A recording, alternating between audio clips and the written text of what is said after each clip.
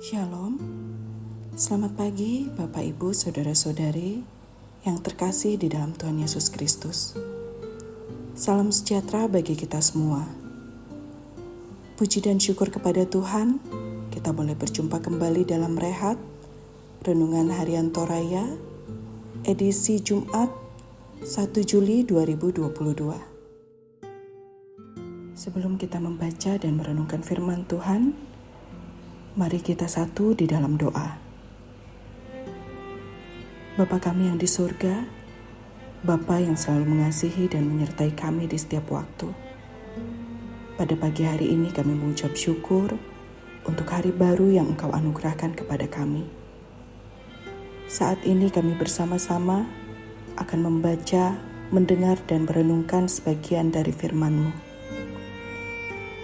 Berkati dan tuntun kami dengan kuasa Roh Kudus-Mu Tuhan, agar kami bukan hanya menjadi pendengar, tetapi juga menjadi pelaku akan firman-Mu. Biarlah firman-Mu senantiasa menjadi kekuatan di dalam kami menjalani kehidupan. Amin. Firman Tuhan pada pagi hari ini terambil dari Yeremia pasal 51, ayat 46 sampai ayat 58. Di bawah perikop, hukuman Tuhan atas Babel. Biarlah hatimu jangan kecut dan takut karena kabar yang terdengar di negeri. Apabila tahun ini datang kabar ini, dan tahun kemudian kabar itu.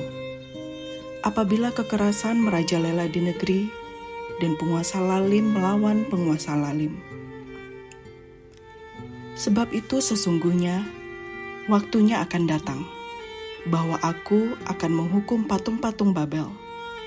Seluruh negerinya akan menjadi malu, dan semua orangnya yang terbunuh akan rebah di tengah-tengahnya. Maka langit dan bumi, serta segala apa yang ada di dalamnya, akan bersorak-sorai tentang Babel. Apabila dari utara datang kepadanya para perusak itu. Demikianlah firman Tuhan. Babel akan jatuh oleh karena orang-orang yang mati terbunuh di antara Israel, sama seperti jatuhnya orang-orang yang mati terbunuh di seluruh bumi oleh karena Babel. Kamu, orang-orang yang terluput dari pedang, pergilah, janganlah berhenti. Ingatlah dari jauh kepada Tuhan, dan biarlah Yerusalem timbul lagi di dalam hatimu. Kami malu, sebab kami telah mendengar tentang aib.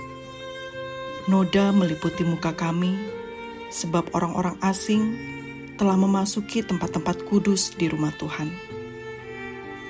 Sebab itu sesungguhnya waktunya akan datang. Demikianlah firman Tuhan, bahwa aku akan menghukum patung-patungnya, dan di seluruh negerinya akan mengerang orang-orang yang luka tertikam. Sekalipun Babel naik ke langit, dan sekalipun dibuatnya kubu tak terhampiri di tempat tingginya, atas perintahku akan datang para perusak kepadanya. Demikianlah firman Tuhan. Dengar, ratap dari Babel, dan kehancuran besar dari negeri orang Kasdim. Sebab Tuhan merusakkan Babel dan menghentikan suaranya yang besar. Biarpun gelombang-gelombangnya menderu seperti air besar dan suaranya bertambah ribut, namun atas Babel akan datang perusak. Para pahlawannya akan tertangkap dan busur-busurnya akan hancur. Sebab Tuhan adalah Allah pembalas. Tentulah Ia akan mengadakan pembalasan.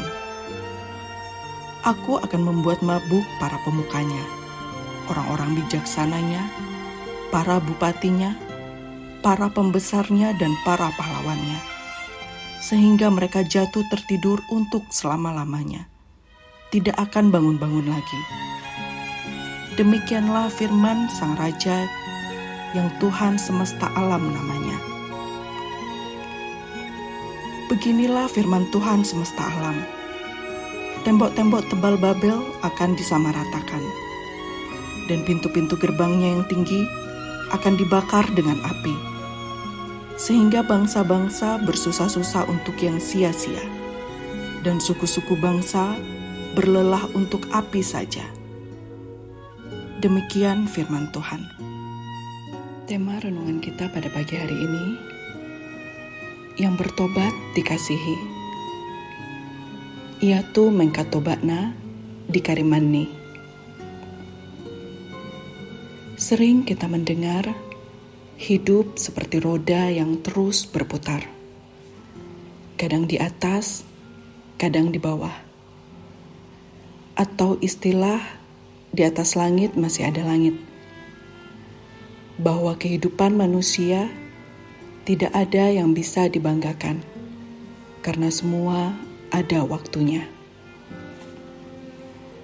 Kisah dalam bacaan kita menggambarkan kehidupan bangsa Babel sebagai bangsa adik kuasa dan menaklukkan banyak bangsa-bangsa, termasuk Yehuda yang ditawan. Dicatat dalam pasal 52 ayat 28 sampai 30, ada 4.600 orang Yehuda yang ditawan. Alkitab tidak banyak mencatat aktivitas di pembuangan. Namun yang pasti, hidup di pembuangan penuh penderitaan. Dalam kondisi yang dialami di pembuangan, mereka dikuatkan. Ayat 46 katakan, biarlah hatimu jangan kecut dan takut karena kabar yang terdengar di negeri.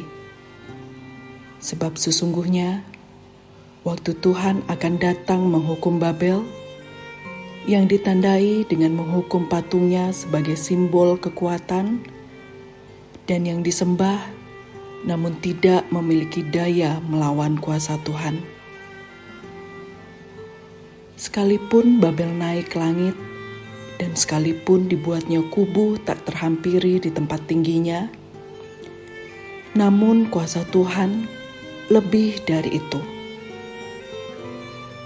Kekuatan dan kekuasaan duniawi akan berakhir sesuai dengan waktu yang Tuhan tentukan.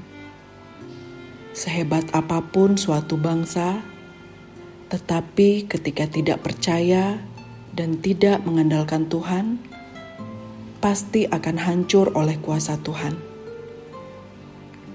Tuhan mengasihi semua manusia dan semua bangsa tanpa terkecuali, asalkan mau bertobat. Oleh karena itu, penting untuk disadari bahwa kekuatan dan kekuasaan, bahkan kemampuan hidup kita, tidak akan bertahan sepanjang waktu.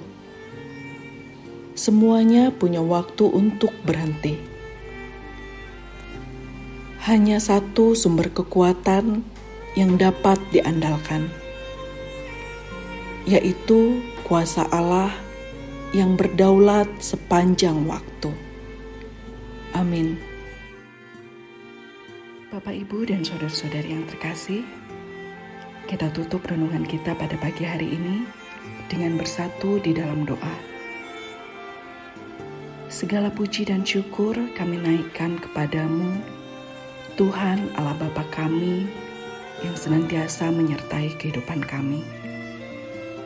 Terima kasih untuk firman-Mu yang boleh kami dengar dan kami renungkan di pagi ini.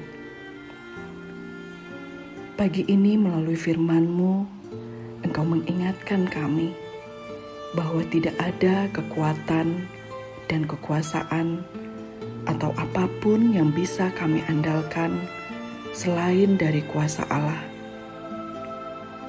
Firman-Mu pagi ini juga menegaskan bahwa Engkau bukan hanya mengasihi umat-Mu, tetapi juga semua bangsa, asalkan mereka mau bertobat dan meninggalkan dosanya.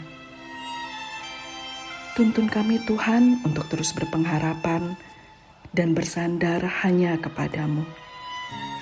Dan biarlah firman-Mu senantiasa menjadi pegangan dan kekuatan kami di dalam kehidupan. Tuhan, sebentar lagi kami akan menjalani aktivitas kami. Kiranya kasih dan kuasa Roh Kudus-Mu menuntun dan memimpin kami menjalani hari ini. Dan biarlah kehidupan kami senantiasa memuliakan Engkau. Inilah doa ucapan syukur dan permohonan kami. Kami bawa di dalam nama anak-Mu Tuhan.